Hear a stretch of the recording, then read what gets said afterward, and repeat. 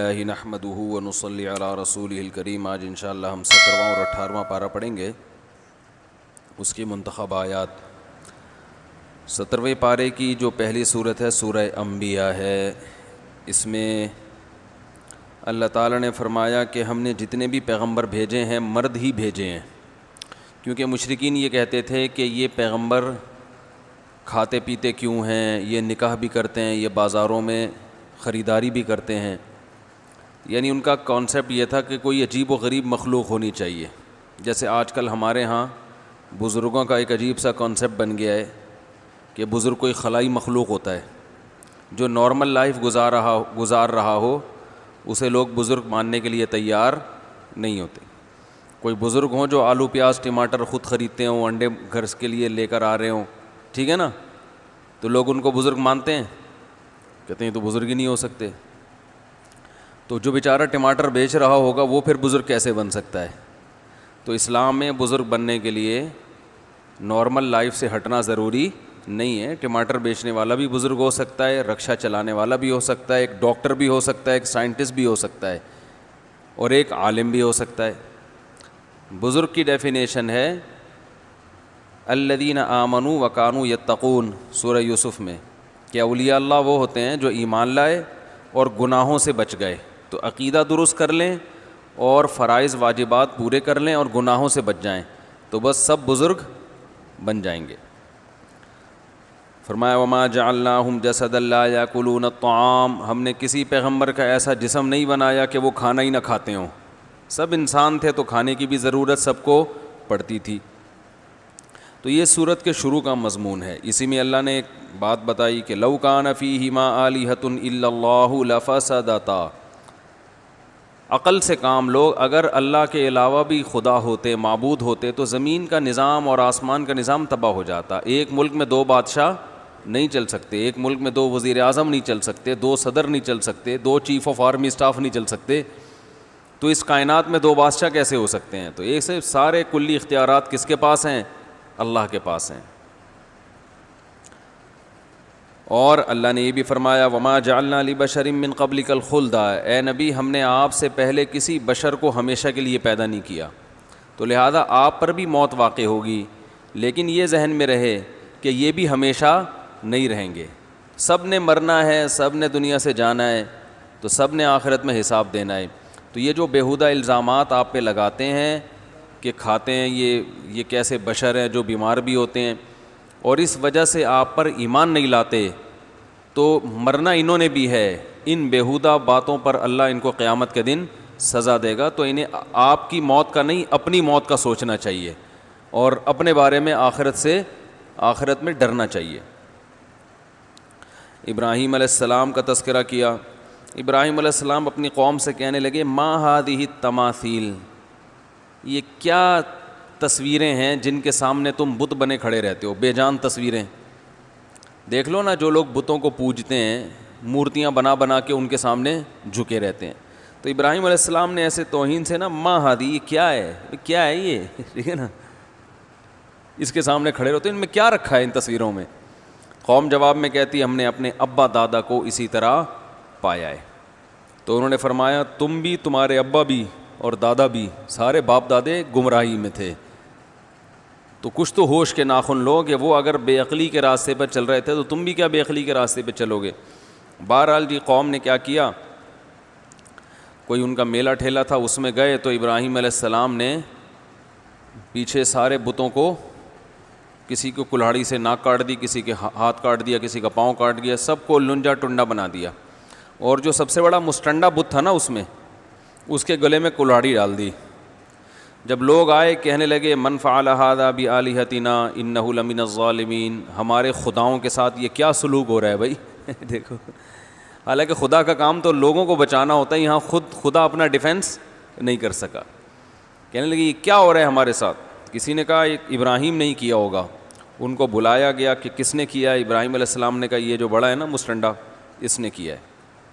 مطلب ان کو آر دلانا تھی کہ ظاہر ہے تم خود بھی مانتے ہو کہ یہ نہیں کر سکتا، تو جب یہ بیچارہ کر نہیں سکتا، کچھ بھی نہیں کر سکتا، اپنا دفاع نہیں کر سکتا، تو تم کیسے ان کی عبادت کرتے ہو؟ یہ اسے کہتے ہیں کہ یعنی کسی کو کوئی بات سمجھانی ہو نا تو ماحول کریٹ کرنا.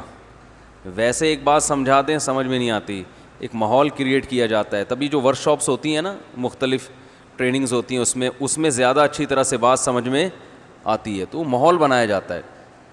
اسی سے یہ ڈرامے جو تاریخی بنائے جاتے ہیں, تو ڈرامے دیکھنا تو ہم جائز نہیں کہتے, اس میں بے حیائی بھی ہوتی ہے, مگر جو بنانے والے ہیں وہ کہتے ہیں کہ ایک ماحول جب کریٹ کیا جاتا ہے, ایک ماحول دکھایا جاتا ہے, اس سے تاریخ اور ہسٹری آپ کے دماغ میں زیادہ اچھی طرح سے بیٹھتی ہے. تو طیب اردگان نے ڈرامہ بنایا نا, ارطغرل, بڑا مشہور ڈرامہ چل رہا ہے, بہت دنیا دیکھ رہی ہے. تو میں ڈراموں کو جائز نہیں کہتا, لیکن جو لوگ فلمیں دیکھ رہے ہیں پہلے سے بے حیائی کے کاموں میں پڑے ہوئے ہیں اور غلط چیزیں دیکھ رہے ہیں, تو ہم ان کو کم از کم یہ مشورہ دیتے ہیں کہ یار انڈین فلمیں دیکھنے سے بہتر ہے یا جو آج کل وہ ڈرامے جو ہمارے فیملی سسٹم کو تباہ و برباد کر رہے ہیں, جب تم نے دیکھنا ہی ہے تو کم از کم ایک کم درجے پر آ جاؤ نا, اس کو دیکھ لو. تو اس سے تو پھر بھی بہتر ہے کہ کم از کم تمہیں ہسٹری تو پتہ چلے گی, کم از کم تمہیں یہ تو پتہ چلے گا مسلمانوں کی تاریخ کیا تھی. اور ایسے صرف دعاؤں سے کام نہیں بنا, انہوں نے بڑی بڑی قربانیاں دی ہیں. سلطان محمد فاتح نے بہت بڑی قربانی دے کے قسطنطینیہ فتح کیا تھا, دنیا کی سب سے بڑی توپ بنائی تھی اس نے. اور آج ہماری صرف باتیں توپ ہیں, باتیں ایسی کریں گے جیسے بہت بڑی توپ ہیں ہم, کوئی عمل ہمارے کیا ہیں زیرو. نہ سائنس میں آگے, نہ ٹیکنالوجی میں آگے, نہ مذہب میں آگے. وہ ٹیکنالوجی کی دنیا میں بہت آگے تھے, سائنس کی دنیا میں بہت آگے تھے. سلطان محمد فاتح نے جب قسطنطینیہ کو فتح کرنے کا ارادہ کیا, استنبول کو, نبی کی پیشگوئی تھی کہ میری امت میں جو طبقہ استنبول جو فتح کرے گا نا وہ جنتی ہے. تو صحابہ کے دور سے کوششیں ہو رہی تھیں, اور استنبول میں 1000 سال سے خلافت قائم تھی عیسائیوں کی, اور اسے کوئی فتح کر نہیں سکتا تھا. ابو ایوب انصاری رضی اللہ تعالیٰ عنہ گئے, وہ نہیں فتح کر سکے, ان کی قبر وہیں بنی. بڑے حملے ہوتے رہے, اتنی چوڑی دیوار میں نے خود دیکھی ہے, اس کی میں نے ویڈیو بھی بنائی تھی.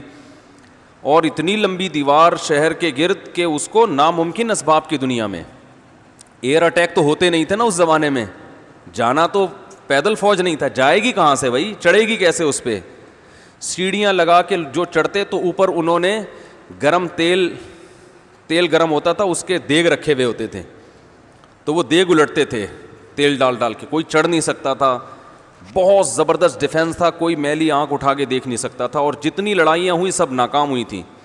سلطان محمد فاتح نے کہا بھائی نبی نے خوشخبری دی ہے, ہم فتح کر کے چھوڑے گا. پھر وہ مشہور واقعہ ہے, اس نے کیا کیا کہ خشکی میں کشتیاں چلا دیں, سارے جانور راتوں رات ذبح کیے, ان کی چربی پگھلا کے پتھروں پہ بچھائی گئی ہے, اس پہ سمندری جہاز بٹھا کے.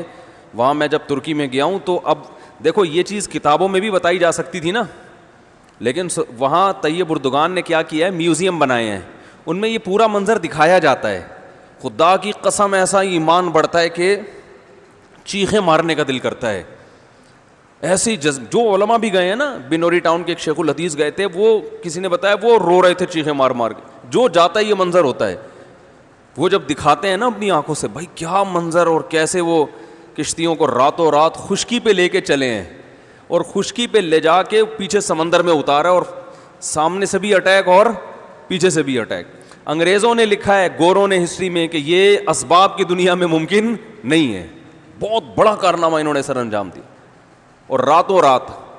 تو یہ ہماری تاریخ تھی جس کی وجہ سے ہمیں عروج ملا تھا. آج ہم صرف پیڑے کھا رہے ہیں, باتیں ٹھوک رہے ہیں بیٹھ کے, صحیح ہے نا. بزرگوں پہ طنز, علماء پہ اعتراضات, ایک دوسرے پہ کیچڑ اچھالنا, فرقہ پرستی, ان چیزوں میں ٹائم ضائع ہو رہا ہے. اور کوئی موٹیویٹ کرنے والا نہیں ہے, کوئی تعمیری کام کرنے والے لوگ بہت تھوڑے رہ گئے ہیں. اور ٹیکنالوجی کی طرف تو توجہ ہی نہیں ہے. یونیورسٹی میں جو لڑکا مذہب پہ چلتا ہے, سب کی بات نہیں کر رہا, ایجوکیشن میں سب سے پیچھے وہی ہوتا ہے عام طور پہ, اسی کی شکایتیں آ رہی ہوتی ہیں. یہ چونکہ نمازی ہے لہذا نمبر سب سے کم اس کے آتے ہیں. نمازی کے نمبر تو زیادہ آنے چاہیے بھائی. جو تبلیغ میں وقت لگاتا ہے اس کو تو ایجوکیشن میں زیادہ آگے ہونا چاہیے. یہ تو ہمارے مذہب کا حصہ ہے. صحابہ کرام نے جو ملکوں کے ملک فتح کیے, اور جو ہمارے تاریخ میں فاتحین ملتے ہیں, سب سے پہلا بحری بیڑا حضرت معاویہ نے بنایا ہے. سمندر پہ سب سے بڑی فوج جو اس وقت اتاری ہے وہ کس نے اتاری ہے؟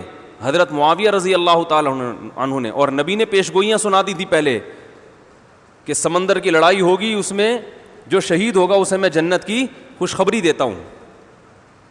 اور آپ صلی اللہ علیہ وسلم نے سمندر میں شہید ہونے والے کو زیادہ بڑا شہادت کا درجہ عطا فرمایا. میں نے تو سمندری لڑائی کے فضائل پر احادیث جمع کی تھیں, ایک میرا بیان ٹوٹلی اسی پر ہوا تھا کہ سمندری لڑائی کتنی اہم ہے. نبی کو معلوم تھا میری امت سمندروں پہ بھی چلے گی. سمندر پہ چلنا ٹیکنالوجی کے بغیر ممکن ہے کیا؟ پھٹے لگا کے بیٹھ جاؤ گے اس پہ کہ ملاحوں کو بلاؤ گے یار تم مچھلیاں پکڑتے ہو, دو چار پھٹے یہاں بھی, او بھائی لڑنا ہے اس پہ تو سامنے والا بھی لڑے گا. تو نبی صلی اللہ علیہ وسلم نے فرمایا جو سمندری لڑائی ہے, جو شخص سمندر میں جہاد کرے گا اس کے جو چکر آئیں گے نا اس پہ بھی اللہ اس کو اجر دے گا. بڑی خوشخبری ہیں اس کے گناہوں کی معافی کی, کیونکہ آپ کو پتا تھا کہ امت جب تک سمندر پہ کو فتح نہیں کرے گی اور سمندر پہ سفر نہیں کرے گی یہ اس دنیا پہ حکومت نہیں کر سکتی. تو حضرت معاویہ نے جو پہلا بیری بیڑا بنایا اس کے امیر کو امیر البحر کہتے تھے. بحر کہتے ہیں سمندر. یہ امیر البحر کی ٹرم یہ انگلش میں منتقل ہوئی ہے جس کو ایڈمرل کہا جاتا ہے. بہت ساری فوجی اصطلاحات اور سائنسی اصطلاحات عربی سے انگلش میں ٹرانسفر ہوئی ہیں, عربی سے انگلش میں گئی ہیں. آج میڈیکل سائنس میں بہت سے الفاظ ایسے ہیں جو عربی سے انگلش, مسلمان سائنسدانوں کے تھے وہ, لیکن اب دیکھو حال کیا بنا دیا. ایک نمبر کے سست نمازیوں کی حالت تو دیکھ لو جا کے. سب سے سست ترین جو ہوگا وہ دیندار بنا ہوا ہوگا.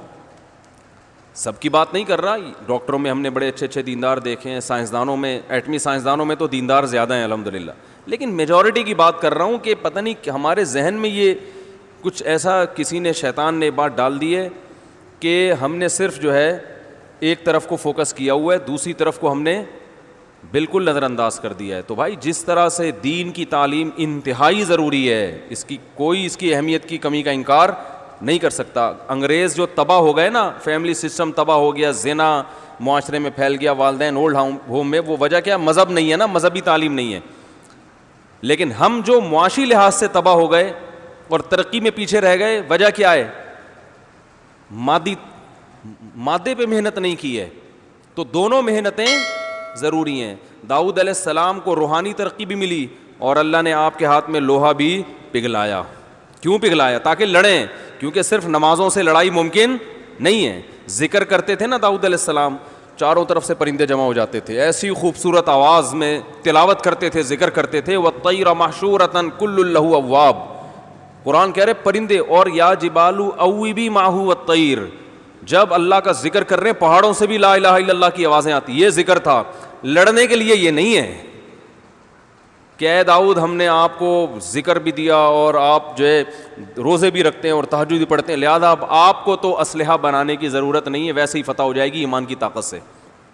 نا نا نا نا نا, زرہیں بناؤ, قدر فی السرد, صحیح ہے نا, کڑیاں بناؤ, فوج تیار کرو, لڑائی کے لیے اصول بولتے کیوں نہیں بھائی, کچھ اور ہیں. تو دونوں چیزیں نہیں ہیں. داؤد علیہ السلام, سلیمان علیہ السلام کے گھوڑے بھی تو تھے, انہیں کیا ضرورت تھی گھوڑوں کی بھائی؟ کہتے میں اللہ کا اتنا عبادت گزار ہوں, میں اسباب اور وسائل کیوں, میں مسلح بچھاؤں گا, دعا مانگوں گا, ملک فتح ہو جائے گا. او بھائی گھوڑے رکھے ہوئے ہیں, صحیح ہے نا, ان کو پیار کرتے تھے گھوڑوں کو, کیونکہ اس زمانے میں گھوڑا اور ٹینک برابر تھے, بلکہ ہوائی جہاز تھا گھوڑا اس زمانے میں, تو جنگیں گھوڑوں کے بغیر نہیں ہوتی تھی, گھوڑے تیار کیے ہوئے ہیں. تو لڑے ہیں وہ لوگ اور اسباب اور وسائل اختیار کیے ہیں. آج ہم پیڑے کھانے والی باتیں کرتے ہیں اور پیڑے کھا رہے ہیں بیٹھ کے, اور سمجھتے ہیں کہ بس یہ قرآن خوانیوں سے اور آیت کریمہ سے مسائل کیا ہو جائیں گے حل. تو یہ بھی ضروری ہے بھائی, وہ بھی ضروری ہے. تو میں بتا رہا تھا کہ وہ جو ڈرامے کی بات کر رہا تھا, تو ماحول بنانا پڑتا ہے نا. تو طیب اردگان نے کیا کیا کہ کیونکہ جو لبرل لوگ ہیں وہ ایسے ڈرامے, ایسی فلمیں بنا کے نا نوجوان نسل کا دماغ خراب کر دیا انہوں نے. اتنا دیکھو, اب محمد بن قاسم کو بھی لوگوں نے ڈاکو کہنا شروع کر دیا ہے, معاذ اللہ. وہ شخص جو سندھ میں اسلام لانے کا ذریعہ بنا, اگر وہ ڈاکو تھا تو اس سندھ میں اسلام کون لے کر آیا؟ انگریز کہے گا تمہارے تو اسلام, جو بر صغیر میں اسلام آیا سندھ کے راستے سے, سندھ کو تبھی باب الاسلام کہا جاتا ہے نا. بر صغیر میں اسلام کہاں سے آیا ہے؟ سندھ کے راستے سے. پھر پورے انڈیا میں بھی پھیل گیا اور بنگلہ دیش, برما, کہاں کہاں تک پھیلا ہے. تو انٹری جو ہوئی ہے محمد بن قاسم کے ذریعے ہوئی ہے. پروپیگنڈا دیکھو, وہ بھی چور, وہ بھی معاذ اللہ وہ بھی ڈاکو, محمود غزنوی بھی ڈاکو. وجہ کیا ہے؟ جس کے ہاتھ میں میڈیا ہوگا نا چلے گی اور سنی اسی کی جائے گی, آپ جو کچھ بنا کے پیش کر دیں. تو طیب اردگان نے کہا بھائی ان کو انہی کی زبان میں جواب دینا ہے. ناول لوگ نہیں پڑھتے, رسالے نہیں پڑھتے لوگ, تو نوجوان طبقہ فلمیں ڈرامے دیکھتا ہے. تو اس نے کہا ڈرامہ بناؤں گا, اور ایسا بنا کے دکھایا کہ آج رپورٹیں یہ آ رہی ہیں بہت سے غیر مسلم مسلمان ہو چکے ہیں. تو میں عام لوگوں کو وہ ڈرامہ دیکھنے کا مشورہ نہیں دیتا, اس میں عورتیں بھی ہیں اور کچھ کہا جاتا ہے, میں نے نہیں دیکھا وہ ڈرامہ, بے حیائی کے مناظر بھی ہیں. لیکن میں ان لوگوں کو جو غلط چیزیں دیکھ رہے ہیں ان سے کہتا ہوں یار کچھ دیکھنا ہی ہے تو پھر ادھر دیکھ لو, جو نہیں دیکھ رہے وہ کچھ بھی نہ دیکھیں, وہ پھر اس کے بعد پھر آگے بھی جائیں گے, وہ یہ دیکھ کے پھر وہ ان کو شوق پیدا ہوگا ذرا فلمیں بھی دیکھیں. اور جو نہیں دیکھ رہے وہ تو بچے رہے ہیں, جو دیکھ رہے ہیں تو بری چیزیں دیکھ رہے ہیں تو بھائی یہ دیکھ لو پھر, تو اس سے کم از کم ایک کریٹو سوچ پیدا ہوگی تمہاری, اور کم از کم ایک تعمیری سوچ پیدا ہوگی, مسلمانوں کی ہسٹری کا تمہیں پتہ چلے گا. تو اردگان کی سوچ چونکہ یہ تھی اس لیے اس نے وہ کر دیا, اور اس سے بہت لوگ پریشان ہیں اس ڈرامے سے. یعنی اس سے جو اسلام دشمن قوتیں پوری دنیا میں پابندی لگانے کی کوشش میں لگی ہوئی ہیں. ابن تیمیہ رحمہ اللہ کا قول ہے نا, تمہیں باطل کی پہچان نہ ہو نا کہ حق کیا ہے اور باطل کیا ہے, تو دیکھ لو باطل کے تیروں کا رخ کس طرف ہے. سارے باطل جس کے پیچھے پڑے ہوئے ہو نا, سمجھ لو یہ کیا ہے, حق ہے, تو ان کو پتہ ہے اس کا اثر کیا پڑ رہا ہے. تو ماحول جو کریٹ کیا جاتا ہے, ماحول ایک قائم کیا جاتا ہے, اس سے جو لیسن ملتا ہے وہ ویسے زبانی سمجھانے سے نہیں ملتا. تو ابراہیم علیہ السلام سمجھاتے رہے, باز آ جاؤ, قوم باز نہیں آئی. تو ابراہیم علیہ السلام نے ایک ماحول کریٹ کیا, بتوں کو مستنڈا بنا کے کاٹ پیٹ کے. وہ بڑا والا جو بت تھا نا, سب سے بڑا مستنڈا نہیں بنایا, ٹنڈا بنایا. بڑا والا تو پہلے سے مستنڈا تھا, اس مستنڈا پتہ ہے کسے کہتے ہیں؟ ٹھیک. اب یہ کراچی کی لغت ہے, پتہ نہیں باہر والے سمجھتے نہیں سمجھتے. ایک صاحب نے مجھے کہا یہ ہٹو بچوں کسے کہتے ہیں, بار بار پوچھ رہے تھے. اور میں نے کہا بچوں کا معنی بچوں, ہٹو کا معنی ہٹو. تو کہنا تو بچوں ہٹو کہاں, بچے تو ہیں نہیں جو آپ ان کو ہٹا رہے تھے وہاں. میں نے کہا اس کے لیے آپ آؤ کچھ دن W11 میں بیٹھو, کراچی میں رہو کچھ دن, تو ہٹو بچوں انشاءاللہ. پھر کراچی سے جاؤ گے تو بولو گے کراچی ہٹو بچوں ہے. ٹھیک ہے, خود بخود بولو گے آپ, یہ لفظ کا مطلب سمجھ میں آ جائے گا آپ کے. تو وہ جو بڑا والا تھا نا, جو سب سے مستنڈا تھا, اس کے گلے میں کلہاڑا لٹکا دیا. لوگ پوچھ رہے ہیں بھائی یہ کس نے کیا, بولا اس نے کیا ہے. تو انہوں نے کہا یہ تو بول نہیں سکتا, یہ کیسے بتائے گا. تو جب انہوں نے خود کہا کہ یہ تو لقد علمت ما هؤلاء ينطقون, اے ابراہیم تجھے پتہ یہ بول نہیں سکتے, اب موقع مل گیا. ارے اف لکم, تم تباہ ہو جاؤ, برباد ہو جاؤ. جو کمبخت بول نہیں سکتا, اپنی صفائی میں ایک لفظ نہیں بیان کر سکتا, اپنا دفاع نہیں کر سکتا, تم اس کو پوجتے ہو. تو قرآن کہہ رہا ہے اس موقع پر ان کو شرمندگی ہوئی, اس موقع پر جو ہے نا یہ ایک دم ان کو احساس ہوا. فرجعوا الی انفسہم قالوا انکم انتم الظالمون, تم تو بڑے ہی ظالم ہو, اپنے آپ کو کہنے لگے. یہ کیا ہے, اب یہ خالی نصیحت نہیں, ایک ماحول بنا کے نصیحت کی جا رہی ہے. فوراً کہنے لگے بھائی یہ تو بڑے ہی نالائق ہیں ہم لوگ. لیکن پھر وہی ڈھیٹ پن, پھر فوراً کہنے لگے کہ لقد علمت ما هؤلاء ينطقون اف لکم ولما قالوا حرقوه وانصروا آلہتکم. کہنے لگے اس کو جلاؤ ابراہیم کو, یہ تو بتوں کو مارنے پیٹنے پر آ گیا ہے. اور وانصروا آلہتکم, اپنے خداؤں کی حفاظت کرو. خدا کا کام ہے آپ کی حفاظت کرنا, یا آپ کا کام ہے خدا کی حفاظت کرنا ہے بھائی؟ خدا کا کام ہے نا. تو خود الٹی حمقانہ باتیں کر رہے ہیں. تو یہ ہوتا ہے ماحول کریٹ کر کے خود زبان سے کہلوائے جاتے. اس لیے ہم نے اپنے بزرگوں سے سنا ہے کہ بچوں کو صرف سخاوت بتاؤ نہیں, اپنی اولاد کو سخاوت سکھاؤ. ان کے سامنے دوسروں کو پیسے دیا کرو. باپ کو چاہیے اپنے بچوں کے سامنے اپنی بہنوں پہ خرچ کرے. اس سے آپ کا بیٹا یہ سیکھے گا کہ جب میں بڑا ہو جاؤں گا تو مجھے بھی اپنی بہنوں کا خیال, بولنے پر کوئی پابندی لگی ہوئی رکھنا پڑے گا نا. تو دیکھو باپ چاہتا ہے نا کہ میرے مرنے کے بعد میرے بیٹے میری بیٹیوں کا خیال رکھیں, چاہتا ہے نا. تو بس وہ خالی پیلی کی نصیحتیں معذرت کے ساتھ پھینک رہا ہوتا ہے. کہنا تو نہیں چاہیے ابا کے لیے ایسا لفظ, لیکن بچے یہ سمجھ رہے ہوتے ہیں خالی پیلی کی نصیحتیں. بیٹا دیکھو میں مر جاؤں تو میری بیٹیوں کا خیال کرنا, بیٹا دیکھو میں مر جاؤں تو میری بیٹیوں کا خیال رکھنا, بیٹا دیکھو تمہاری بہنیں بھی ہیں, یہ بہنیں ہیں تمہاری, ان کا بھی خیال کرنا. بیٹا یہ چھوٹا والا بھائی ہے, یہ بالکل میرے بعد یتیم ہو جائے گا, بڑے کو سمجھایا جاتا ہے, اس کا بھی خیال کرنا. اچھی بات ہے, اتنا کافی نہیں ہے, ماحول بنانا پڑے گا, ماحول خیال کر کے دکھائیں. ہمارے ایک جاننے والے تھے, وہ ایک ایسی قوم سے تھے جن کی کنجوسی مشہور ہے, ان پہ کنجوسی پہ لطیفے بنتے ہیں. میں نے دیکھا وہ آدمی بڑا سخی ہے, رشتہ داروں پہ بہت خرچ کر رہا ہے. میں نے کہا آپ کی کاسٹ کیا؟ انہوں نے کہا فلاں. پھر خود ہی کہنے لگے وہ تو ان پہ تو کنجوسی کے لطیفے بنے ہوئے ہیں. میں نے کہا تو بنے ہوئے تو ہیں, لیکن آپ ایسے سخی کیسے پیدا ہو گئے؟ کہہ رہے ہیں میرے ابا کو میں نے خرچ کرتے ہوئے دیکھا ہے. میرے ابا کو میں نے دیکھا کہ وہ مسجدوں میں بھی مسجد میں بھی دیتے تھے, مدرسے میں بھی دیتے تھے, اور اپنے رشتہ داروں پہ بھی, اور افطار پارٹیاں بھی ہو رہی ہیں, کھلا رہے ہیں لوگوں کو, غریبوں کو. تو یہ دیکھ دیکھ کے نا گھٹی میں یہ چیز داخل ہو گئی ہے. تو یہ بڑی اللہ کی نعمت ہے, اس لیے تھوڑا روکھڑا نکالنا سیکھو بھائی, اور جب نکالو گے نا تو اللہ واپس لوٹا دے گا. ایسا نہیں ہوتا کہ اللہ نہ لوٹائے, اللہ اور کھلاتا ہے. اللہ کو سخی لوگ پسند ہیں, کنجوس تو شکل سے بھی کم وقت کے نا تھوڑے دن میں کنجوس آدمی کی شکل سے نور چھن جاتا ہے, شکل سے لگتا ہے کہ اس کی جیب سے دھیلا کبھی نہیں نکلے گا. تو سخی آدمی کی شکل پہ اللہ رونق دے دیتے ہیں اور لوٹا دیتے ہیں اللہ تعالیٰ, کیونکہ اللہ سخی ہے. دیکھو اللہ کو دینا ہے اپنی مخلوق کو, تو اللہ کی عادت ہے کہ جیسے پانی ہر گھر میں نہیں پہنچتا, کنویں میں آتا ہے سارا پانی, وہاں سے نکال کے لے جاؤ, تو جتنا نکالتے رہو گے آتا رہے گا. نکالنا بند کر دو گے اور کنواں کنجوسی کرے کہ میں نہیں ڈول نہیں نکالنے دوں گا, میں تو 6 فٹ رہ گیا ہوں خالی پانی مجھ میں, تو 6 فٹ پانی میں اگر وہ کیلکولیشن کرے کہ 6 فٹ پانی میں اتنے گیلن نکال لیے تو ہم تو سوکھ گئے, تو یہ کیلکولیشن تو ٹھیک ہوگی مگر نتیجہ اس کا غلط ہی نکلے گا. او بھائی کیلکولیشن مت کر, تو نکالنے دے, جتنا نکالے گا زمین کے سوتوں سے خود بخود بھر جائے گا, بلکہ اور پانی کی روانی ہوگی, صاف آئے گا پانی یہاں پہ. تو اللہ تعالیٰ نے بھی انسانوں کو جو دولت دی ہے تو کنواں بنایا ہے کہ سب کی جیب میں پیسے نہیں ہوں گے, کچھ کی جیب میں براہ راست دوں گا اور کچھ کو حکم دوں گا کہ ادھر خرچ کرو. تو اگر یہ خرچ کرتے رہیں گے تو یہ کنواں ہے جس میں پانی کے, جیسے کنویں میں پانی کے راستے کھلتے ہیں تو تمہاری طرف بھی رزق کے دروازے کھولتے چلا جاؤں گا, وہ کھلتے چلے جائیں گے اور آتا چلا جائے گا اور تم بانٹتے چلے جاؤ. اور اگر سانپ بن کے بیٹھ گیا تو جیسے کنویں کا پانی سڑ جاتا ہے تھوڑے دنوں میں کھڑے کھڑے اور بالآخر بند ہو جاتا ہے, تو یہاں بھی ایسا ہی ہے. لیکن لوگوں کو اس سے کوئی غرض نہیں, کرے بند ہو جائے, سڑ جائے, پینٹ میں پیسے رکھے سڑ جائیں, کرونا آ جائے اس میں, ٹھیک ہے نا, خرچ نہیں کرنا ہم نے. تو یہ بڑی مصیبت کی چیز ہے. تو ماحول بنانا پڑتا ہے, اس سے ہمیں یہ سبق ملا.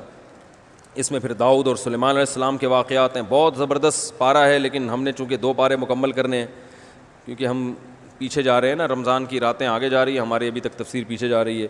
اسی میں اللہ تعالیٰ نے سورہ حج کا تذکرہ کیا جس میں قیامت کی ہولناکیوں کا تذکرہ کیا ہے, اور اللہ نے حج کا تذکرہ کیا ہے, اور لوگوں کی ایک شکایت بھی کی ہے, میں یعبد اللہ علی حرف.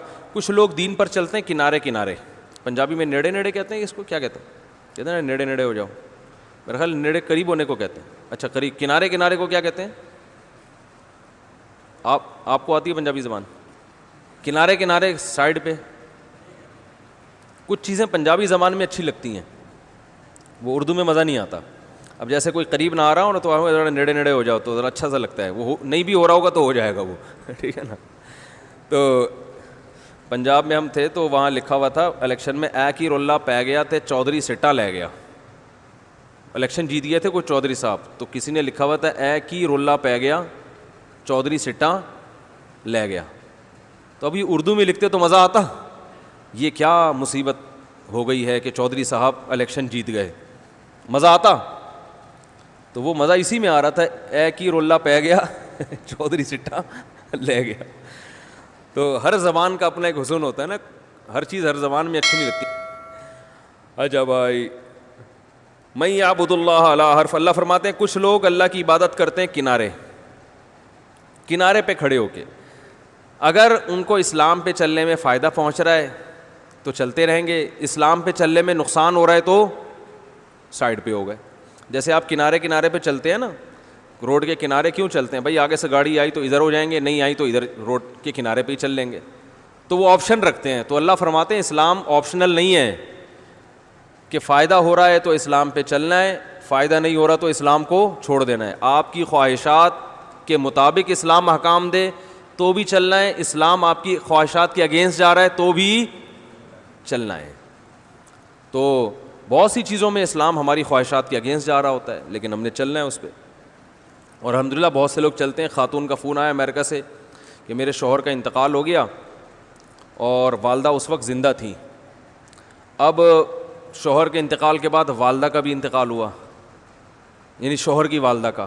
تو شوہر کی والدہ کی بہت ساری وراثت ہے اور میرے دیور بھی زندہ ہیں, تو کیا میرے بچوں کا اس وراثت میں حصہ ہوگا؟ وہ کیس کرنے جا رہی تھیں کہ بھائی میرے میاں کا حصہ کس کو ملے گا, مجھے اور میرے بچوں کو. تو وہ کیس کر رہی تھی. پاکستان کے قانون میں ہے کہ پوتے کو وراثت ملتی ہے, لیکن اسلام میں نہیں ہے. اسلام میں یہ ہے کہ اگر بیٹے زندہ ہیں تو جس بیٹے کا ماں کی زندگی میں یا باپ کی زندگی میں انتقال ہو گیا اس کی وراثت ختم. جب اس کی ختم تو اس کے بیٹے اور بیوی کی طرف بھی ٹرانسفر نہیں ہوگی. تو میں نے ان سے کہا آپ یہ کیس نہیں کر سکتی. پاکستانی لاء میں تو ہو جائے گا, آپ کو پیسہ مل جائے گا, مگر آپ کے لیے حلال نہیں ہوگا. جج کے کہنے سے بھی آپ کے لیے حلال نہیں ہوگا, کیونکہ اللہ نے وراثت کا قانون بیان کر دیا قرآن میں. اس پوری امت کا اجماع ہے اس قانون کی روشنی میں کہ جب حقیقی بیٹے موجود ہیں تو پھر پوتوں کی طرف وراثت نہیں جائے گی. اور جو بیٹا باپ کی زندگی میں یا ماں کی زندگی میں فوت ہو جاتا ہے یا بیٹی فوت ہو جائے, اس کا حق شریعت میں ساقط ہو جاتا ہے. حق اسی کا ہوتا ہے جو باپ یا ماں کے دنیا سے جانے کے بعد جائے گا, اس کا حصہ رہتا ہے. جو باپ یا ماں کے دنیا سے جانے کے بعد جائے گا اس کا حصہ رہتا ہے, پھر اس کا حصہ مرنے کے بعد اس کے وارثوں میں چلا جاتا ہے. زندگی میں فوت ہو گیا پھر نہیں ملتا. تو فوراً مان گئیں. انہوں نے کہا ٹھیک ہے, اگرچہ وہ امریکہ کے قانون میں یا پاکستان کے قانون میں کیس کر سکتی تھیں لیکن انہوں نے نہیں کی. میں نے کہا اچھا الحمدللہ ایسے لوگ بھی ہیں کہ اللہ کا حکم ان کی خواہشات کے خلاف بھی جائے تو وہ اس کو فالو کرتے ہیں. تو اس کے بعد جو ہے آدھا گھنٹہ ہونے میں, اچھا ابھی تو ہے ٹائم, اللہ تعالیٰ نے حج کا تذکرہ کیا اس میں کہ ابراہیم علیہ السلام نے ایک بیابان زمین میں اعلان کیا تھا, اذن فی الناس بالحج. اللہ نے کہا کہ لوگوں میں اعلان کر دیں, یاتوک رجالا. لوگ جس وقت اعلان کر رہے تھے گھاس کا تنکا بھی نہیں تھا, کوئی بھی نہیں تھا وہاں پہ, بالکل سینکڑوں میل دور زمین کا ایک ایسا ریگستان جہاں کوئی جانا پسند نہیں کرتا, نہ کوئی خوشنما باغات, نہ کوئی خوبصورت آبشاریں, چشمے. اللہ نے کہا ابراہیم اعلان کر دو اور میں آپ کو خوشخبری دے رہا ہوں, ایسا اس گھر کو دیکھنے کے لیے لوگ آئیں گے, یاتوک رجالا, پیدل بھی آئیں گے, وعلی کل ضامر یاتین من کل فج عمیق, اونٹوں پر بھی آئیں گے اور ہر گھاٹی کو طے کر کے آئیں گے. وہ دن اور آج کا دن پوری دنیا پہ جب ایام حج آتے ہیں کیسے لوگ سفر کرتے ہیں نا. اب تو جہازوں کا دور ہے, پہلے پیدل بھی جاتے تھے, ہلاک ہو جاتے تھے راستے میں. آپ کو پتہ ہے دنیا کے بہت سارے ممالک حاجیوں سے آباد ہوئے ہیں. پہلے زمانے میں سمندری سفر کے لیے نکلے, ہوائیں طوفان آ گیا, وہ سمندری جہاز اٹھا کے کسی اور ساحل پہ لے جا دیا. اب اتنی دور زمین پہ جا کے رہ گئے, بس گئے کہ نہ وہاں سے اپنے ملک واپس آ سکتے ہیں نہ حج کرنے جا سکتے ہیں. تو وہیں ایک نئی نسل آباد ہو گئی, ملک آباد ہو گئے وہاں پہ. کئی آبادیاں دنیا میں اس طرح وجود میں آئی ہیں. تو پہلے بڑا مشکل کام تھا, لیکن آج بھی دنیا جا رہی ہے, کل بھی جاتی تھی. تو اللہ فرماتے ہیں یہ ایک اپنے خلیل سے میں نے اعلان کروایا تھا اور اس اعلان کی یہ برکت ہے. تو بیت اللہ جو ہے شاعر اسلام میں سے ایک بہت بڑا شاعر ہے. اسی کے بعد سورہ 18واں پارہ ہے, چونکہ اس میں بہت اہم احکام ہیں وہ لازمی بیان کرنے. اللہ تعالیٰ نے پہلے سورہ مومنون ذکر کی, اس میں اللہ تعالیٰ نے اہل جنت کی علامات بیان کی ہیں. اہل جنت کی علامت ہے کہ اپنی نمازوں میں خشوع پیدا کرتے ہیں, ٹانگیں چوڑی کرتے ہیں یا پتلی کرتے ہیں, زور سے آمین کہتے ہیں, آہستہ آمین کہتے ہیں, امام کے وجہ فاتحہ پڑھتے ہیں نہیں پڑھتے. اللہ نے فرمایا ایسے بیسک جو ان کی صفت ہے, نمازیں کیا ہوتی ہیں, دل لگا کے پڑھتے ہیں. جیسے میں نے کل بتایا تھا نا بیان میں ڈیٹیل سے کہ صحابہ کی نمازوں میں بڑا اختلاف تھا, لیکن خشوع و خضوع سب میں تھا. کھڑے ہو جاتے تھے تو کھڑے ہو جاتے تھے, ایسے لمبے لمبے قیام. آج ہماری نمازوں میں فنٹر گیری بہت ہے. ہر آدمی کو بخاری کی حدیثیں نمبر کے ساتھ یاد ہیں, تیری نماز نہیں ہو رہی, تو نے زیادہ ٹانگیں چوڑی کی, بخاری صفحہ نمبر فلاں یاد کیا ہوا ہے رٹا لگا کے سب کچھ, اور تو نے ٹانگیں چوڑی نہیں کی ہوئی ہیں تو بخاری میں تو آتا ہے ٹانگیں چوڑی کرنے. وہ آتا نہیں ہے, میں ایک مثال دے رہا ہوں. ہر آدمی وہ رفع الیدین وہ فلانی اتنی 856 حدیثیں ہیں رفع الیدین پر, پھینکنے میں گورنمنٹ کی طرف سے کوئی پابندی ہے نہیں. اتنی حدیثیں سینکڑوں، وہ کہہ گئے ترک رفع الیدین کی حدیث، وہ رفع الیدین کی حدیث، وہ ہاتھ ایک پھڈے بازی، اور میں جو کہہ رہا ہوں وہ صحیح ہے، باقی سارے 100% غلط. یہ فنڈر گیری بہت ہے. ایک ایک رپورٹ ہوگی اس کے پاس. نماز میں خشوع، نماز میں بھی یہ سوچ رہا ہوگا، نماز میں بھی کیا کر رہا ہوگا کہ ساتھ والے کی نماز کو کیسے قرآن و حدیث کی روشنی میں غلط قرار دینا ہے. ٹھیک ہے نا، یہ والا جو پڑھ رہا ہے نا میری طرح نہیں پڑھ رہا، تو اب نماز کے بعد اس کو حوالہ دکھانا ہے. تو اللہ نے فرمایا اہل جنت کی علامت ہے فی صلاتہم خاشعون، نمازوں میں کیا کرتے ہیں؟ خشوع پیدا کرتے ہیں، لغویات سے اعراض کرتے ہیں. ہم للزکاۃ فاعلون، غریبوں پہ خرچ کرتے ہیں.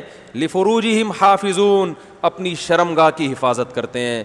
گرل فرینڈ کا کلچر اسلام میں جائز نہیں ہے، انٹرنیٹ پر بیہودہ چیزیں دیکھنا اسلام میں جائز نہیں ہے. اپنی خواہش کو، جو شہوت ہے، جو سیکشول ڈیزائر ہے، کسی بھی طرح سے آپ پوری نہیں کر سکتے سوائے الا علی ازواجہم، اپنی بیوی کے ذریعے. بس ایک آپشن ہے شادی. لوگ مجھے کہتے ہیں شادی شادی کرتا رہتا ہے بیٹھ کے. بات یہ کہ آپ شادی کے علاوہ دنیا کا ہر کام کر رہے ہو. آپ نہیں، یعنی آپ کے علاوہ کی بات کر رہا ہوں. کلپ بنا دو گے نا، پھر ہم سب کو بولا اس نے، معافی مانگے، جیسے مولانا طارق جمیل صاحب کے ساتھ کیے. تو آپ کا مطلب آپ تھوڑی ہوتا ہے، آپ کے علاوہ کی بات کر رہا ہوں میں. تو نکاح کے لیے ایگری نہیں ہے. تو اللہ نے فرمایا اہل جنت کیا ہے؟ صرف بیوی، بیوی کے علاوہ کوئی آپشن نہیں ہے. اب چونکہ اتنی سختی کر دی اللہ نے کہ نہ جو ہے نا کسی عورت کو ناچتے ہوئے دیکھ سکتے ہو، نہ کسی عورت کے حسن سے کسی اور طرح سے، حتیٰ کہ بد نظری کو بھی حرام کر دیا. آنکھ سے بھی لذت حاصل نہیں کر سکتے، اس کی آواز سن کے بھی لذت حاصل. کسی ضرورت سے بات کرنا تو ایک الگ چیز ہے، کیونکہ بعض لوگ بہت وہمی بن جاتے ہیں. ابھی ایک ماسی آئی ہمارے گھر میں، کام وام کرتی ہے، تو بیچاری کچھ زکوٰۃ دی ہم نے اس کو. وہ کہنے لگی عجیب، ایک مولانا صاحب کے پاس میں گئی زکوٰۃ مانگنے. وہ ماسی بیچاری بوڑھی، نہ اس میں کہاں سے کوئی حسن و جمال. بیچاری ماسی تو بیچاری ویسی گھروں میں کام کر کر کے غربت کی وجہ سے ان کے چہروں کی رونق بیچاریوں کی ختم ہو جاتی. وہ بوڑھی ماسی، وہ بیچاری کہہ رہی ہے وہ فلاں مولانا صاحب ہیں، میں ان سے زکوٰۃ مانگنے گئی، انہوں نے یوں کر لیا مجھے دیکھ کے. میں پیسے مانگ رہی ہوں جو میں جھونپڑی میں رہتی ہوں، میرے گھر میں کھانا، کہہ رہے ہیں ادھر نامحرم کو دیکھنا منع ہے. کہہ رہی، میں نے کہا چلو دیکھو نہیں تو سن تو لو. پھر بات کر رہی تو کہہ رہی ہے آواز کا بھی پردہ ہے اسلام میں. میں نے کہا یہ بیچاری کیا کسی کو فتنے میں ڈالے گی یار. میں نے کہا مولانا صاحب سے میں ملوں. بولا مولانا صاحب اسلام کو اتنا مشکل نہ بناؤ. اس کی بات سنیں وہ کیا کہہ رہی ہے، وہ گھر میں تحقیق کریں، اگر واقعی مستحق ہے تو پیسے دیں، گھر جائیں بوری اٹھا کے لے جائیں اس کو. اتنا بھی نہیں ہے، ٹھیک ہے. آنکھوں سے حرام لذت حاصل کرنا یہ برا عمل ہے. تو جوان عورتیں، جو خوبصورت عورتیں ہیں، جوان عورتیں، ان کو دیکھنے میں چونکہ اس کا امکان ہوتا ہے تو وہاں شریعت نے حکم دیا ہے جہاں فتنے کا خوف نہیں اور ضرورت بھی ہے، اس سے تو بات کرنے کی ضرورت بھی ہے نا. تو اب یوں کر کے اگر یوں اس کو دیکھ کے جا رہے ہیں، وہ خود ہنس رہی ہے، صحیح کہ ان کو کیا ہو گیا. تو یہ نہیں ہے، یہ کچھ مسالہ. یہ جونپور کے قاضی ہیں، بہت عرصہ ہو گیا جونپور کا قاضی نہیں سنایا. سنا دوں؟ نئے نئے لوگ بھی آ رہے ہیں نا، بعض دفعہ مسالہ زیادہ لگ جاتا ہے، ٹھیک ہے. تو وہ ایک چھوڑو یار، کئی دفعہ سنا چکا ہوں، پرانے لوگ بور ہو جائیں گے. آپ نئے آئے ہیں مجھے لگ رہا ہے، آپ بالکل سنا دیتا ہوں. آپ نے کبھی سنا جونپور کا قاضی؟ نہیں سنا آپ نے؟ سنا دیتے ہیں. وہ ایک آدمی جو تھا نا قاری صاحب، اپنا گدھا، وہ قاری صاحب جو تھے نا، ایک دیہاتی کسی قاری صاحب کے پاس بیٹھا ہوا تھا. تو قاری صاحب نے اپنے شاگرد کو کہا تو گدھا تھا، میں نے تجھے انسان بنایا ہے. مطلب تھا تو بالکل نالائق تھا، میں نے تربیت کی، تجھے قرآن پڑھایا اور تجھے انسان بنا دیا.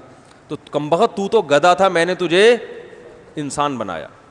تو قاری صاحب نے کہا یار یہ گدھے کو انسان بھی بنا دیتے ہیں. وہ سمجھ رہے ہیں سچی مچی کا گدھے کو انسان بنایا. تو وہ دیہاتی قاری صاحب کے پاس آئے کہ قاری صاحب واقعی یہ گدھا تھا جس کو آپ نے انسان بنایا. اب قاری صاحب کو کھیلنے کا موقع مل گیا. قاری صاحب نے کہا ہاں یہ اس سے پوچھو، یہ گدھا تھا، میں نے اس کو کیا بنایا؟ انسان. تو دیہاتی کہنے لگا کہ میرے پاس بھی ایک گدھا ہے، آپ اس کو بھی انسان بنا دیں گے؟ قاری صاحب نے کہا چلو تھوڑی سی تفریح آ رہی ہے، لے آؤ بھائی. وہ گدھا اٹھا کے لے آیا. قاری صاحب پھنس گئے، کیا کروں بھائی اس گدھے کا میں. انہوں نے ایک چالاکی چلی. قاری صاحب نے کہا اصل میں مسالہ لگانا پڑتا ہے گدھے کو نا، انسان والا، تو مسالہ لگا رہے گا، آہستہ آہستہ وہ کنورٹ ہو جائے گا کس میں؟ انسان. تو مسالے میں کم از کم 3 دن لگتے ہیں. تو اسے میرے پاس چھوڑ جاؤ، میں مسالہ لگا کے رکھوں گا، 3-4 دنوں میں یہ کیا بن جائے گا؟ آپ تو انسان ہو نا، بولو بھائی انسان ہو. تو 3-4 دنوں کے بعد جب وہ آیا تو کہاں سے قاری صاحب اس کو انسان بنا کے دیتے. قاری صاحب نے ٹوپی کرا دی. قاری صاحب نے بولا وہ اصل میں مجھ سے مسالہ لگ گیا ہے زیادہ, اس کی وجہ سے وہ عام انسانوں کے بجائے کچھ اعلیٰ قسم کا انسان بن گیا ہے, مسالہ غلطی سے مجھ سے لگ گیا ہے زیادہ. تو اب وہ جون پور کا جج بن گیا ہے, قاضی, بہت اعلیٰ گریڈ کا بن گیا نا, اونچے گریڈ, نارمل انسان نہیں, اب وہ جون پور کا بن گیا ہے قاضی. تو یہ جو جون پور کے جج ہیں نا اصل میں تمہارے گدھے ہیں جن کو میں نے کیا بنایا تھا, انسان بنایا, مسالہ غلطی سے زیادہ لگ گیا, آئی ایم سوری. ٹھیک ہے نا. تو وہ دیہاتی چلا گیا جون پور کے قاضی کے پاس. وہ قاضی صاحب بیٹھے ہوئے ہیں, مقدموں کی سماعت کر رہے ہیں, تو کہتا ہے ہوش ہوش, ایسے بلا رہے ہیں نا ان کو. تو وہ جج بول رہا ہے کیا ہو گیا بھائی تجھے؟ پھر گھاس لے کر آیا نا, ایسے دور سے گھاس دکھا رہا ہے, ہوش ہوش. تو اس نے بلا کے 2 تھپڑ لگائے, بولے تیرے دماغ خراب ہو گیا, کر کیا رہا ہے؟ اللہ نے فرمایا کہ اپنی خواہش, دیکھو آنکھ بھی زنا کرتی ہے, حدیث میں آتا ہے, کان بھی زنا کرتے ہیں, زبان بھی, لڑکیوں سے لذت کے ساتھ باتیں کرنا, چسکے لے کے جیسے ہوتا ہے, تو یہ سب حرام ہے. تو اللہ نے فرمایا کہ سوائے اپنی بیوی. تو اللہ نے ایک ہی راستہ رکھا, اس لیے بالغ ہوتے ہی کیا کر لیا کرو بھائی, شادی کر لیا کرو. ٹھیک ہے نا. ہمارے ایک دوست جرمنی میں, ان سے ایک انگریز نے پوچھا, 35 سال ان کی عمر, انگریز نے پوچھا تمہاری شادی ہو گئی؟ اس نے کہا نہیں. کہنے لگا کوئی گرل فرینڈ ہے؟ کہنا نہیں. کہہ رہے پھر کیا کسی اور ٹائپ کے ہو؟ ٹائپ سمجھتے ہیں نا, مطلب یہ کہ آدمیوں میں انٹرسٹڈ ہو. کہہ رہا نہیں بھائی اللہ کی پناہ یار. کہہ رہا ہے پھر کیا مطلب, 35 سال کے ہو گئے, یہ ابھی اپنی ڈیزائر پوری کیسے کرتے ہو؟ کہہ رہے کرتے ہی نہیں. کہہ رہا تمہارا دماغ, انگریز کہہ رہا تمہارا دماغ تو نہیں خراب ہے کہیں, تم پاگل تو نہیں ہو, یعنی کون سے کلچر سے اٹھ کے آئے ہو؟ وہ حیران ہو رہا تھا کہ یہ پاگل ہے کیا ہے. یہ واقعی صحیح کہہ رہا تھا, حقیقت واقعی صحیح کہہ رہا تھا انگریز. تو وہ اپنے لحاظ سے تو صحیح کہہ رہا تھا نا وہ. تو اسلام نے ہمیں ایسے پاگل پنے کی اجازت نہیں دی ہے کہ بالغ ہو گئے, مرد بن گئے, عورت کی طرف اٹریکشن بھی ہے, تو 35 سال کے ہو گئے جو ہے نا وہ خواہش کو کچل ہی رہے ہو. تو اسلام نے ہمیں اسی وجہ سے کہا ہے کہ حرام سے نہیں بلکہ کس طرف جاؤ, حلال کی طرف. تو جیسے کسی کو بھوک لگ رہی ہے, 10 سال سے کھائی ایک دن بھی روٹی نہیں ہے, تو جیسے وہ پاگل ہو جائے گا, مر جائے گا, تو ایسے ہی میرے بھائی یہ جو کنوارے چھڑے چھاٹ ہوتے ہیں نا, بالآخر دماغی رگ پھٹنے سے بولو نا ہلاک ہو جاتے ہیں, یا کر دیتے ہیں کسی کو تیش میں آ کے. تو یہ ڈپریشن میں جاتا ہے آدمی, نارمل لائف نہیں ہوتی. وہ آج کل الگ بات ہے, ادھر ادھر سے کھانچے اتنے کھولے ہوئے ہوتے ہیں کہ اس کی وجہ سے وہ حرام طریقے سے اپنی خواہشات پوری کر رہے ہوتے ہیں, اور اس کے پھر روحانی نقصانات ہوتے ہیں, وہ الگ قسم کے نقصانات ہیں. تو دونوں میں نقصان ہے. تو صحیح راستہ صرف ایک ہی ہے, بالغ ہوتے ہی کیا کرو بھائی, نکاح کرو. اس میں اللہ نے مدد کا وعدہ کیا. تو اللہ نے اہل جنت کی یہ صفات بیان کی ہیں. اور اسی صورت میں سورہ نور ہے, بس میں اس کے احکام جلیلی بیان کر دوں. سورہ نور میں اللہ نے فرمایا زنا کرنے والی عورت اور زنا کرنے والے مرد کو چوک میں کھڑا کر کے 100 کوڑے مارو. سمجھ رہے ہیں؟ حضرت مفتی تقی عثمانی صاحب نے بیان کیا تھا نا کہ امام حنیفہ کو وضو کے پانی سے گناہ دھلتے ہوئے نظر آتے ہیں. اس پہ ایک صاحب نے مذاق اڑایا تھا کہ اللہ تو ستار ہے, اللہ تو گناہوں پہ پردہ ڈالتا ہے, تو زانی کو چوک پہ کھڑا کر کے مارنے کا اللہ نے حکم کیوں دیا؟ پردہ ڈالنے کا یہ مطلب نہیں ہے. جب اللہ کی حکمت ہوتی ہے تو اللہ پردہ اٹھا بھی دیتا ہے. تو زانی کے بارے میں حکم دیا کہ چوک پہ کھڑا کر کے بولو نا بھائی 100 کوڑے مارو. اور حدیث میں آتا ہے, متواتر حدیث ہے, کہ شادی شدہ مرد اور عورت اگر زنا کرے تو زمین میں گاڑ کے پتھروں سے مار کے ہلاک کرو. پوری امت کا اجماعی عقیدہ ہے, اس میں دوسری رائے نہیں ہو سکتی. جو دوسری رائے رکھتا ہے وہ گمراہ ہے. پوری امت کا اجماعی, اور اجماع جو ہے وہ دلیل قطعی ہے. اجماع کا انکار یہ گمراہی ہے, کیونکہ اجماع سے قرآن کا قرآن ہونا ثابت ہے. تو اجماع کبھی غلط بات پہ نہیں ہو سکتا. تو اتنا بڑا جرم ہے اسلام میں زنا کرنا. پھر اللہ نے یہاں یہ بھی بیان کیا کہ جس پہلے زمانے میں لوگ اپنی بیویوں پہ تہمتیں لگا دیتے تھے, یہ زنا ہے, یہ میرا بچہ نہیں ہے, بچہ پیدا ہوا نا میرا نہیں ہے, تو اسلام نے اس دروازے کو بھی بند کیا. کہ حدیث میں آتا ہے الولد للفراش وللعاہر الحجر, کہ جس کے گھر میں بچہ پیدا ہوگا نا تو بچہ اسی کا ہے بس. اب اس میں یہ شک کہ وہ شکل ان کی وسیم سے مل رہی ہے, پاؤں اس کے ستار سے مل رہے ہیں. وہ ایک آدمی بڑا ایک قوم کا لطیفہ, لیکن قوموں کے لطیفے سنانے سے نقصان ہوتا ہے نا. غیر مسلم قوم ہے لیکن چھوڑو, غیر مسلم کا بھی قوم کا مذاق کیوں اڑائے انسان. بہرحال ایک آدمی تھا, ان کی قوم میں کلچر تھا, ان کی عورتیں پاک دامن نہیں ہوتی تھیں, تو ان کے بچہ پیدا ہوا 10واں, تو فاحشہ عورت تھی, بچہ جب پیدا ہوا 10واں, تو وہ 9 سے بالکل الگ تھا, باقی 9 بچوں سے بالکل الگ تھا. تو بچے کے باپ کو شبہ ہوا کہ پتہ نہیں یہ والا میرا ہے یا نہیں ہے, لیکن بیوی سے پوچھے گا تو ظاہر لڑائی ہوگی. تو مرنے لگا, جس دن موت کا وقت تھا تو بیوی سے کہا کہ اب تو بتا دے یہ کس کا ہے, کیونکہ یہ باقی 9 سے بالکل الگ تھلگ ہے, اب تو میں مر رہا ہوں, تیرا کیا بگاڑ سکتا ہوں. بیوی نے کہا صرف یہی تمہارا ہے, باقی سارے یہ اس لیے 9 سے الگ تھلگ ہے کہ سچی مچی کا تمہارا صرف. بولو بھائی, یہ تو جس کلچر میں یہ ہو, یہ جو گرل فرینڈ بوائے فرینڈ کا کلچر آ رہا ہے نا, اللہ نہ کرے کل یہی ہوگا, اور یہ ہونا شروع ہو گیا ہے. برائی کو بیان کرنا اچھا کام نہیں ہے, اس سے برائی اور پھیلتی ہے, لیکن بعض دفعہ بتانا پڑتا ہے کہ بھائی اس گرل فرینڈ بوائے فرینڈ کے کلچر کو ختم کرو, اس سے بڑی تباہی ہے.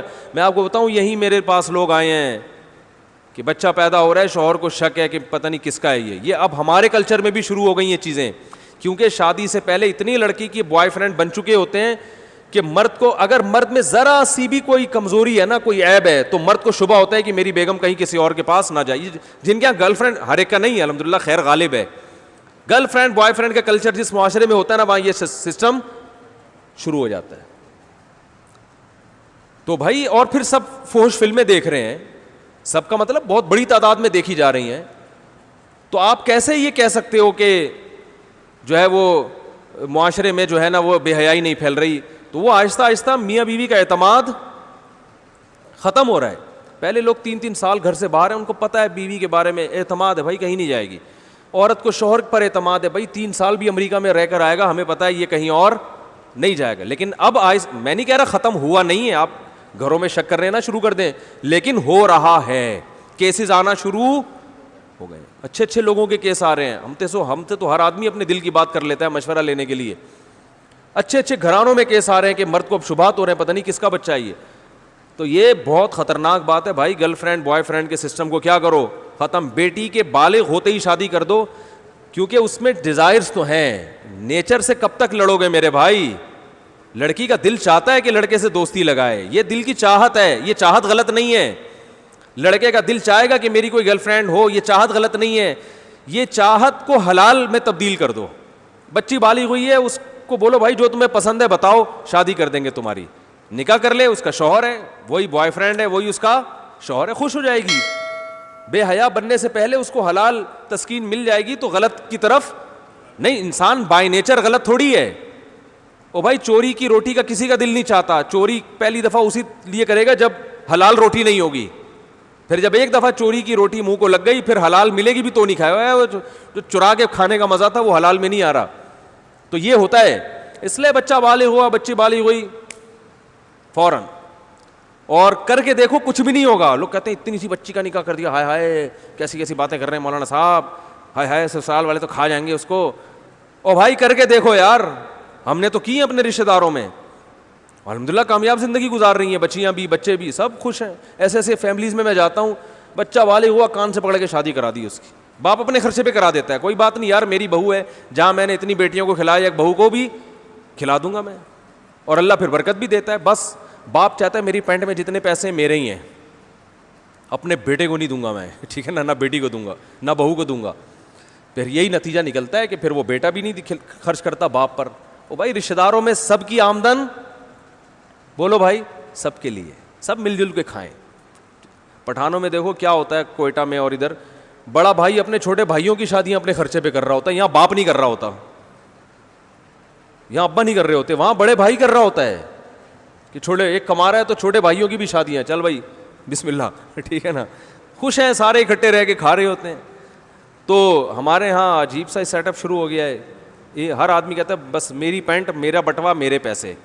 تو نتیجہ یہ نکلتا ہے کہ بہویں پھر سسر کا احترام نہیں کرتی. وہ کہتی ہیں یہ محبت باپ جیسی چاہتا ہے, خرچہ باپ جیسا کرنے کے لیے تیار. ارے اس کو پتا ہے میرے ابا نے تو مجھے ساری زندگی کھلایا پلایا, سسر کا پتا ہے یہ تو میرے میاں کو شادی نہیں کرنے دے رہے تھے, جب تک خود اسٹیبل نہیں ہوئے تو انہوں نے تو شادی بھی نہیں کرنے دی, اور شادی کرنے کے بعد بھی یہ اب ایک دھیلا خود خرچ نہیں کرتے. تو باپ بن کے دکھاؤ یار, کرو خرچ, کھلاؤ پلاؤ, پھر اولاد بھی تمہیں باپ بنائے گی, پھر اولاد تم پہ بھی خرچ کرے گی. یہ ہمارا کلچر تھا جو اب آہستہ آہستہ ختم. باپ ہمیشہ اولادوں کو کھلاتا تھا, بہوؤں کو بھی, پھر جب بوڑھا ہوتا تھا سارے مل کے اس کو کھلاتے تھے. فخر کرتے تھے یار میں خرچ کروں گا, نہیں میں خرچ کروں گا, میں خرچ کروں گا. اب وہی ہو رہا ہے گوروں والا سیٹ اپ. ابا کہہ رہے میری پینٹ میرے پیسے, ٹھیک ہے نا. بہو اپنا کما کے الگ کھا رہی ہے, میاں اپنا کما کے, بولتا کیوں نہیں بھائی, الگ کھا رہے ہیں تو نہ بہن پہ خرچ کر رہے ہیں نہ بہن بھائی پہ خرچ کر رہی ہے. بس تھوڑا سا وہ وائپر پہ جو آتا ہے نا, وہ گاڑی کے شیشہ صاف کرتا ہے, اس کو 5 روپے, یہ صدقہ خیرات چل رہا ہے مارکیٹ میں. وہ جو آتا ہے نا وائپر کو صاف کیا, یہ لے 5 روپے, اور وہ بھی بلا کو ٹالنے کے لیے. کسی نے بتایا ہوتا ہے بھائی کچھ 5 روپے نکالو بلائیں ٹل جائیں گی, تو 5 روپے میں چڑیلیں تو ٹلنے والی. اچھی بات ہے, نہ کرنے سے یہ بھی بہتر ہے, لیکن اس سے بلائیں نہیں ٹلیں گی. سمجھ رہے ہو, نہیں آ رہی سمجھ میں. وہ ایک عورت کسی عامل کے پاس گئی کہ میری فلاں ڈاکٹر سے میری شادی کرا دو. عامل نے کہا 5 لاکھ روپے لگیں گے. اس نے کہا نہیں 500 روپے یہ فیس ہے میری. عامل کرا تو سکتا نہیں ہے, تو عامل نے کہا 500 روپے میں تیرے کو ڈاکٹر نہیں ملے گا. تو یہی ہو رہا ہے کہ 5 روپے میں ہم بلائیں کیا کر رہے ہیں, ٹال رہے ہیں. ایسا کرو گے تو کوئی بھی نہیں آئے گا. تو اللہ نے زنا کی سزا بیان کی کہ نفرت, اور پھر یہ حکام بیان کیے کہ مرد کو اولاد کی نفی کی اجازت نہیں. آپ کے یہاں بچہ پیدا ہوا تو شروع سے ہی پاک دامن عورت سے شادی کرو, نہیں کی تو اب جس ڈیزائن کا بھی پیدا ہو رہا ہے آپ کے کھاتے میں ہی ڈالے گی شریعت اس کو. سمجھ رہے ہو, نہیں آ رہی بات سمجھ میں. اب آپ کو شک کرنے کی اجازت نہیں ہے. اگر آپ کو یقین ہے کہ اس نے زنا کیا ہے تو اسلام کہتا ہے کہ یا تو 4 گواہ لے کر آؤ, یا عدالت میں جا کے 5 قسمیں اٹھاؤ عدالت میں, اور یہ کہو کہ اگر میں جھوٹ بول رہا ہوں تو مجھ پہ اللہ کی لعنت. اس طرح سے عدالت میں قسمیں اٹھائی جائیں گی. اس کے بعد عدالت عورت سے قسمیں اٹھائے گی. عورت اگر اقرار کر لے کہ میں نے زنا کیا ہے تو عورت کو رجم کر کے مارا جائے گا, اور بچہ پھر باپ کی طرف منسوب نہیں کیا جائے گا. وہ ولد الزنا بچہ کہلائے گا جس کا باپ نہیں ہوتا بیچارے کا. اور اگر عورت اقرار نہیں کرتی تو عورت کو جیل میں ڈالا جائے گا کہ بھئی یا تو زنا کا اقرار کرو یا انکار کرو. جب تک اقرار یا انکار نہیں کرتی جیل میں پڑی رہے گی. اور اگر وہ انکار کرتی ہے کہ میں نے نہیں کیا تو اسلام کہتے ہیں ایسے انکار نہیں, 5 قسمیں. اس میں بھی یہی ہے کہ مجھ پر اللہ کا غضب اگر میں جھوٹی ہوں. اور اگر قسمیں اٹھا لیتی ہے تو مرد نے بھی قسمیں اٹھا لی, عورت نے بھی اٹھا لی. اب ہمیں نہیں پتہ ان میں کون سچ ہے کون جھوٹ ہے, تو دونوں کا نکاح ختم کرا دیا جائے گا.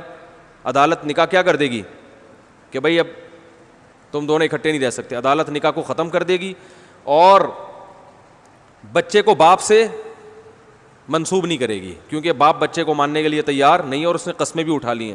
پھر بچہ ماں کی طرف منسوب ہوگا, لیکن وہ ولد الزنا بھی نہیں کہلائے گا, کیونکہ ہمارے پاس زنا کی کوئی دلیل نہیں ہے. تو یہ پورا پروسیس ہے.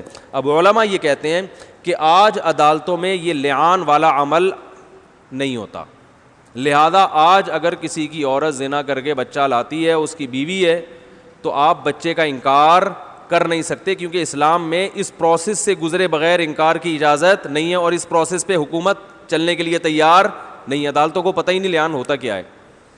لہذا اب جس ڈیزائن کا بھی ہو, صحیح ہے نا, حتیٰ کہ زنا اپنی آنکھوں سے بھی کسی نے دیکھ لیا کرتے ہوئے, تو وہ بچہ آپ ہی کا مانا جائے گا. آپ اس کو اپنے سے نفی نہیں کر سکتے, وہ آپ ہی کا نام لگے گا اس کے ساتھ, آپ کی وراثت ملے گی اس کو. آپ 100 دفعہ کہہ دو کہ یہ میرا نہیں ہے, تو سوائے اس کے کہ اس پر آپ کو حد جاری کی جائے, سزا دی جائے, اس کے علاوہ بولو بھائی نہیں ہے. تو پہلے تو یہ آپشن تھا, اب یہ آپشن بھی نہیں ہے. تو اس لیے پہلے سے ہی انسان احتیاط کرے, نکاح جب بھی کرے پاک دامن عورت سے کرے, تاکہ اس قسم کی ٹینشنوں کی نوبت, ارے بول لو نا یار, نہیں آئے. پاک دامن عورت سے نکاح کرو بھائی, جو گھریلو عورت ہے گھر سے ادھر آ گئی. جی ہاں ہاں, اس کے لیے بھی آئے تھے قرآن مجید میں. اور یہ بھی ذہن میں رکھو کہ یہ تو میں نے محض ایک مزاح کے میں لطیفہ سنا دیا, 10واں بچہ پرانے 9 سے ذرا مختلف ڈیزائن کا تھا. اسلام میں بچہ کسی بھی شکل کا ہو. نبی صلی اللہ علیہ وسلم کے پاس ایک کیس آیا کہ وہ صحابی کہہ رہے تھے یہ بچہ تو مجھ سے ملتا نہیں ہے, تو آپ نے فرمایا کیا تمہارے اونٹوں میں چتکبرا اونٹ پیدا ہوتا ہے؟ انہوں نے فرمایا ہاں. فرمایا حالانکہ نہ اونٹ کا باپ چتکبرا ہوتا ہے اور نہ ماں, تو یہ کیسے پیدا ہو گیا؟ انہوں نے کہا کوئی باپ دادا میں گزرا ہوتا ہے. تو آپ نے فرمایا ایسے انسانوں میں بھی ممکن ہے کہ بھائی بعض دفعہ دادا پہ شکل چلی جاتی ہے, بعض دفعہ پر دادا پہ. اب میاں کے بال بھی سلکی ہیں, بیوی کے بال بھی سلکی, بچے کے بال گھونگھریالے, تو شکی آدمی خام خواہ میں بیٹھ کے شک کر رہا ہوتا ہے کہ یار اسی وجہ سے میں اپنی بیگم کو افریقہ نہیں لے جانا چاہ رہا تھا. شک آدمی اس طرح کرتا ہے نا. تو حدیث میں کیا سکھایا ہے بھائی؟ شک کرنے کی اجازت نہیں ہے. ہو سکتا ہے باپ دادا میں کوئی گزرا ہو. تو یہاں کسی بھی شکل کا, دونوں سفید چٹے ہوں اور لڑکا کالا کولا بالکل اندھیرے میں نظر ہی نہیں آ رہا, اتنا بلیک پیدا ہوا ہے, پھر بھی وہ آپ ہی کا ہے. اس معاملے میں شک کرنے کی اجازت بولو بھائی نہیں ہے. لوگ کہتے ہیں ڈی این اے ٹیسٹ سے, اسلام میں ایسے موقع پہ ڈی این اے کی بھی اجازت نہیں ہے. بس میاں بیوی کے پیدا ہوا تو اسلام نے اس کو چھپایا ہے, باپ ہی کا ہے, ڈی این اے کی اجازت نہیں ہے آپ کو. نہیں آ رہی بات سمجھ میں؟ اگر ڈی این اے کی رپورٹ میں آ بھی گیا نا کہ کسی اور کا ہے تو پھر بھی وہ آپ ہی کا ہے. اسلام اکارڈنگ ٹو شریعہ اس کی اجازت نہیں ہے. اس میں حکمتیں ہیں, مصلحتیں ہیں. اس لیے کہ اسلام نے کہا بھائی زنا کی تہمت لگاؤ گے تو آسانی سے نہیں, کیونکہ یہ اگر کہہ دیا میرا نہیں ہے اس کا مطلب تمہاری بیوی نے زنا کیا ہے. بیوی نے زنا کا مطلب تم اس کو بدکار کہہ رہے ہو, بدکار کہہ رہے ہو تو پھر جاؤ عدالت میں جا کے 5 قسمیں اٹھاؤ. ایسے ہی نہیں کہہ سکتے کسی کو آپ. اور ہمارے یہاں دیکھو بات بات پہ زنا کے الزامات لگتے ہیں کہ نہیں لگتے؟ تو زنا کا الزام لگانا اسلام میں آسان کام نہیں ہے. اس لیے اپنی زبان کو لگام دیا کریں. بات بات پر وہ زانی ہے, وہ یوں ہے, وہ فلانا ہے, اس نے یہ کیا, تو بھائی اس پہ 4 گواہ ہونے چاہیے. نہیں تو الٹا شریعت کہتی ہے اس کو چترول لگاؤ اگر 4 گواہ نہیں ہے تو. ہو گیا بس.